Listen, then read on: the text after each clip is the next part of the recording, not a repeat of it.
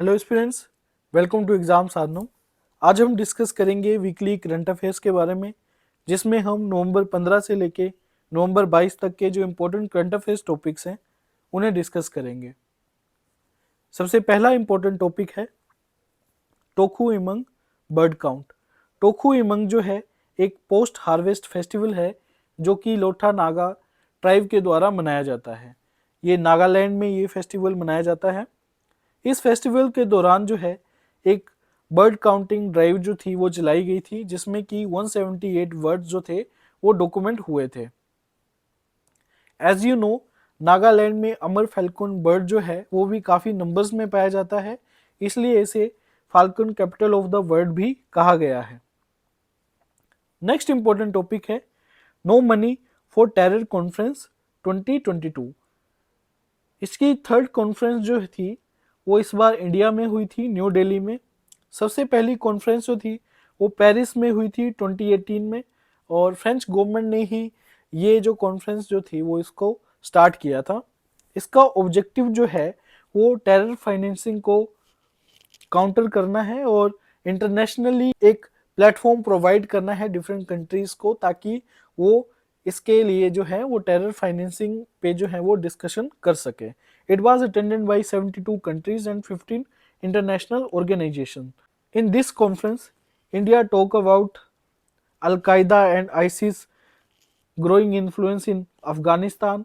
India ने उन देशों के बारे में भी बोला जहां पे टेररिज्म को सपोर्ट किया जाता है, और also on emerging technologies like dark net and crypto currencies, जिसका फ़ायदा जो है वो टेररिस्ट ऑर्गेनाइजेशन जो है वो फ्यूचर में उठा सकती है। It was organised by Ministry of Home Affairs. Next important topic आता है चाइना पाकिस्तान इकोनॉमिक कॉरिडोर। ये न्यूज़ में इसलिए था क्योंकि पाकिस्तान में इसके खिलाफ जो है वो काफ़ी प्रोटेस्ट हो रहे हैं। सीपैक जो है, चाइना पाकिस्तान इकोनॉमिक कॉरिडोर जो है, इसको शॉर्ट फॉर्म में सीपैक भी कहा जाता है। ये बेसिकली एक 3000 किलोमीटर लंबा एक इंफ्रास्ट्रक्चर प्रोजेक्ट है जो कि चाइना के जिनजियांग प्रोविंस को पाकिस्तान के ग्वादर पोर्ट से कनेक्ट करेगा। इसमें काफ़ी लंबे हाईवे जो हैं वो बनाए जाएंगे, और जिससे कि ओवरऑल कनेक्टिविटी जो है रीजन में काफ़ी ज़्यादा बढ़ेगी। It is part of one belt one road initiative of China. String of pearls जो है वो उसका पार्ट है, one belt one road initiative, जिसके अंतर्गत चाइना ने पाकिस्तान, श्रीलंका, बांग्लादेश और म्यांमार जैसी कंट्रीज में डिफरेंट पोर्ट जो हैं वो बनाए हैं ताकि उसको इंडियन ओशन में एक्सेस मिल सके। It is naturally bilateral project between China and Pakistan. India ने हमेशा ही इस प्रोजेक्ट को रजिस्ट किया है। नेक्स्ट इंपॉर्टेंट टॉपिक है hydrogen valley platform. This is part of mission innovation, जो कि पेरिस क्लाइमेट एग्रीमेंट के दौरान जो था वो अनाउंस किया गया था। Under this, department of science and technology will set up at least 3 hydrogen valleys by 2030। इसका मकसद जो है हाइड्रोजन डिमांड को ऑप्टिमाइज करना है और रिन्यूएबल एनर्जी रिसोर्सेज का मैक्सिमम यूटिलाइजेशन करना है।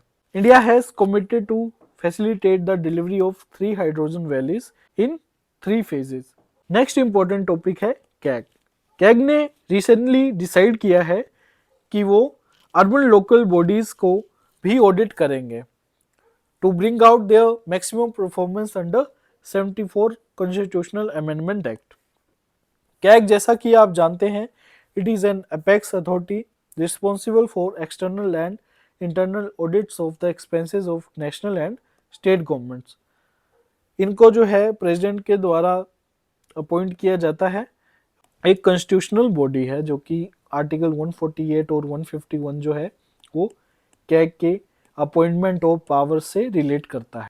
नेक्स्ट इंपॉर्टेंट टॉपिक है loss and damage fund. Loss and damage fund as you know हमने पिछली वीडियो में कवर किया हुआ है। इस फंड का मकसद जो है वो उन कंट्रीज को कंपनसेट करना है जो कि ज़्यादा वल्नरेबल हैं towards global warming and climate change like processes.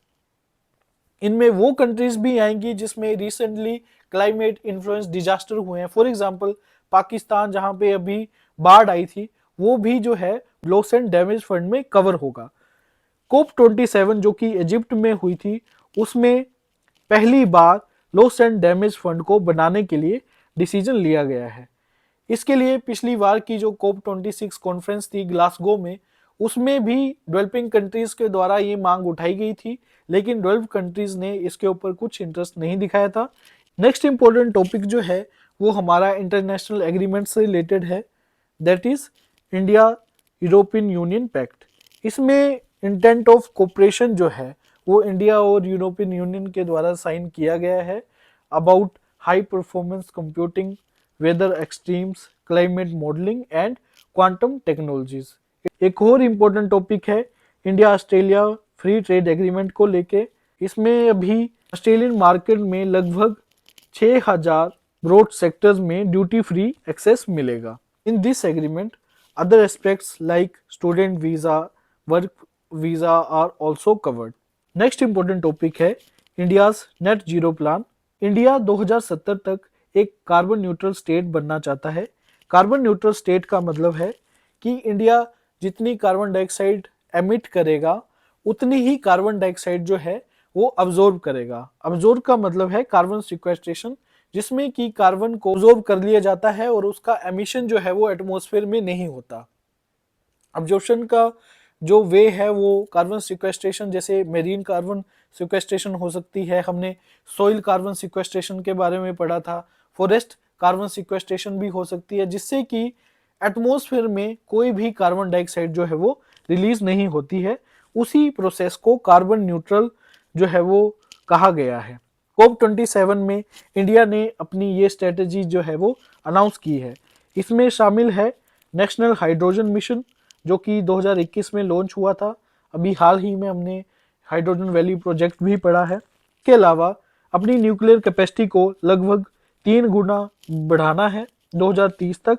इसके अलावा इथेनॉल ब्लेंडिंग टारगेट जो है वो 20% रखा गया है 2025 तक, और इलेक्ट्रिक व्हीकल्स और पब्लिक ट्रांसपोर्ट का यूज जो है वो ज़्यादा करवाना बताया गया है। इसके अलावा क्लाइमेट फाइनेंस को भी एक जो है वो प्रोविजन रखा गया है under India's net zero plan.